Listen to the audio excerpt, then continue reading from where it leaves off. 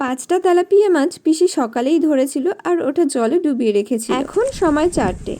আমরা সবাই এসে হাজির হলাম পিসির বাড়ি। খাবো তাই মাছগুলো কাটছি।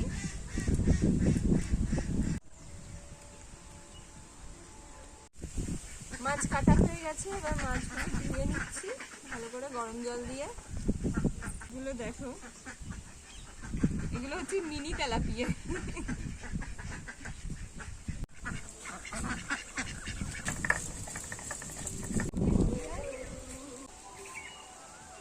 লাল টকটকে। মাছ পোড়া খেতে লাগবে কলার পাতা। কলার পাতা নিয়ে এসে আমরা পিকুর কাণ্ডটা দেখছিলাম। মাছ ধোয়া হয়ে গেছে, এবার মাছের গাটাও চিড়ে নিয়েছে। এবার মাছের গায়ে মশলাগুলো মাখিয়ে ফেলতে হবে। হ্যাঁ, প্রথমে লবণ হলুদ দাও। পরিমাণ মতো লবণ, হলুদ, আদা রসুন বাটা, লঙ্কা বাটা, জিরে বাটা আর সর্ষে বাটা আর একটু সর্ষে তেল দিয়ে ভালো করে মাছের গায়ে মশলাটা মাখিয়ে ফেলতে হবে।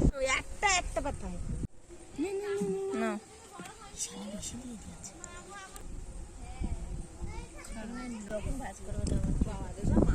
আমরা যেদিন মাছ পোড়া খেয়েছি সেদিন প্রচন্ড হাওয়া, তার জন্য খুবই সমস্যা হয়েছিল। হাত দিয়ে মুয়ে করে নিয়ে